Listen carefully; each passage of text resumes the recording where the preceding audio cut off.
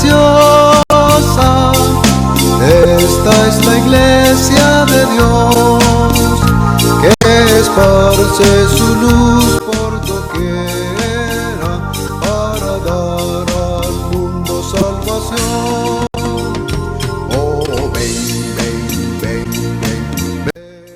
la iglesia de Dios. A paz seja com todos os irmãos da Igreja de Deus e também aos ouvintes da Santa Palavra de Deus. Dando continuidade ao nosso estudo de hoje, trazemos o título Características do Povo de Deus.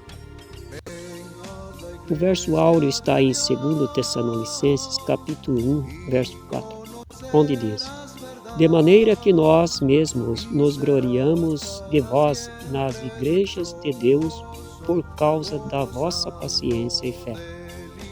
Objetivo: refletir sobre as características da igreja, comparando-as com os princípios bíblicos sobre os quais se constituiu o povo de Deus desde a antiguidade. Neste estudo, veremos algumas características da Igreja de Deus, as quais poderão nos ajudar aqueles que, porventura, ainda estejam em dúvida sobre a fé que professamos. A Igreja verdadeira existe? Se sim, onde ela está?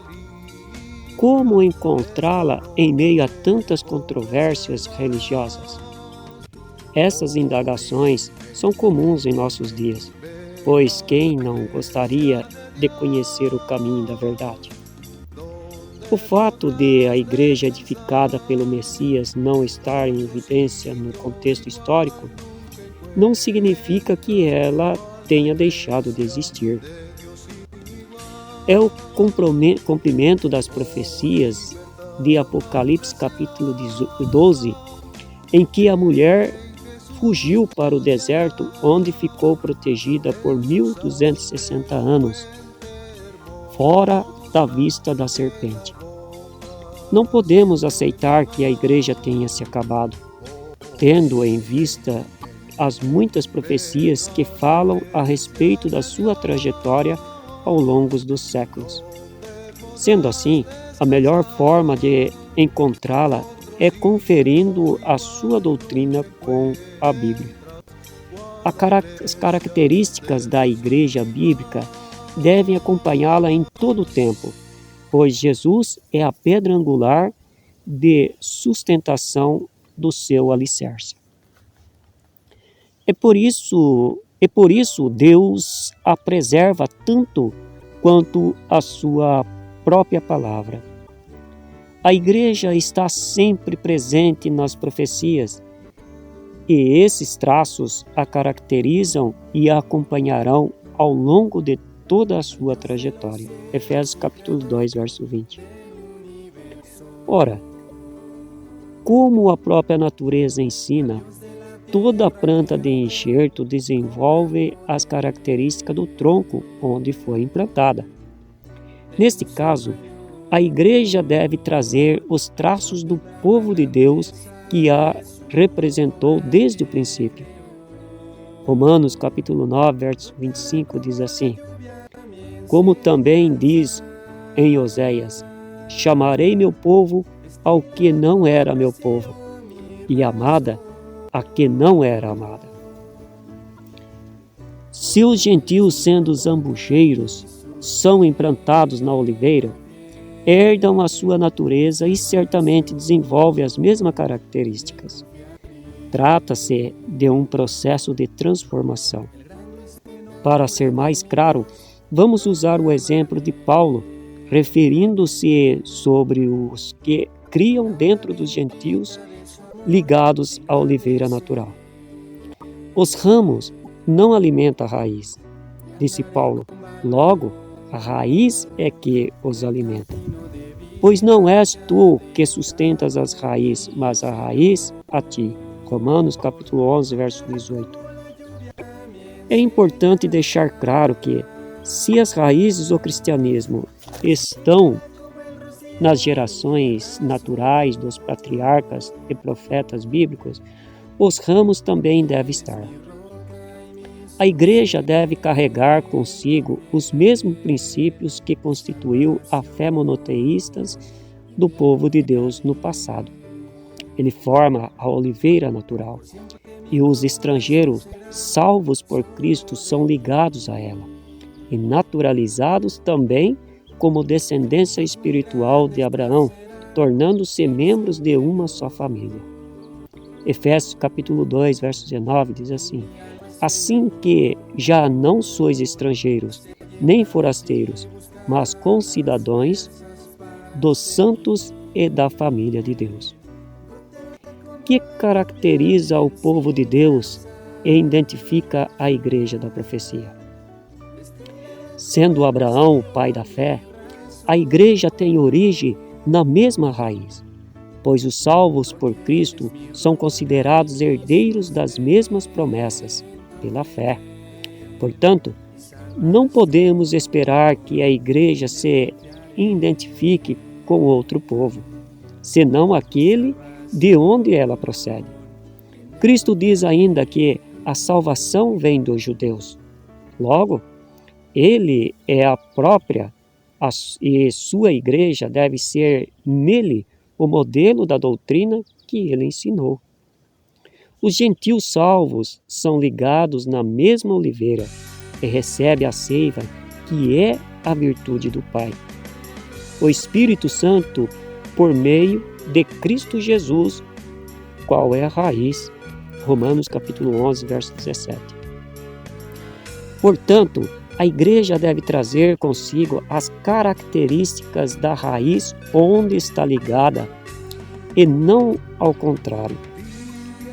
E por falar das origens da fé, 3 patriarcas de grande importância sempre foram citados como colunas na constituição do povo de Deus.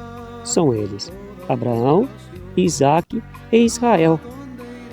De Abraão provém o Cristo, o descendente que consagrou a aliança da promessa, outorgando-a também aos gentios. Se permanecerdes na minha palavra, verdadeiramente sereis meus discípulos, e conhecereis a verdade, e a verdade vos libertará. João capítulo 8, versos 31 e 32. Que dizer do cristianismo após a morte dos apóstolos? No cristianismo romano, nada foi assimilado do legado apostólico. Pelo contrário, em 380, década comum, o imperador Teodósio oficializou o cristianismo como a religião do Império Romano.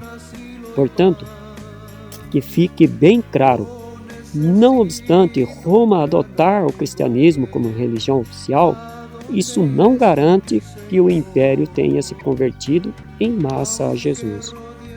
Nem mesmo o cristianismo, considerado o pontífice da união entre a igreja e o Estado, deixou de fato o culto pagão ao Deus Sol, nem se converteu à fé monoteísta dos hebreus.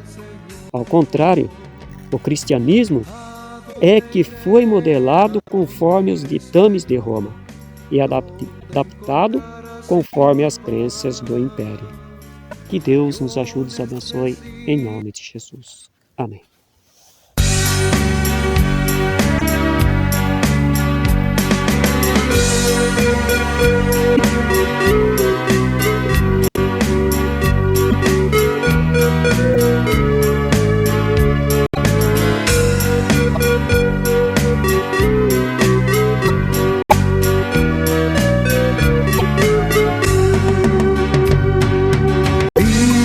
Aquí en mundo de maldad, nunca podré me confortar. Duro es luchar con toda tentación. ¿A dónde iré sin mi Señor?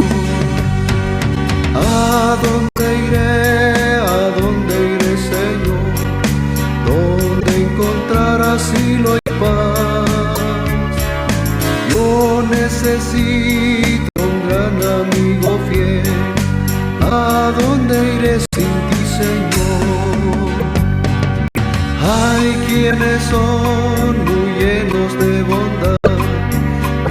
hermanos que tanto amo yo. Mas cuando anhelo en celestial maná, ¿a dónde iré sino al Señor? ¿A dónde iré, Señor? ¿Dónde encontrar asilo y paz? Yo necesito un gran amigo fiel. ¿A dónde iré sin ti, Señor? Aunque rodeado estoy de amigos míos, busco palabra de mi Dios.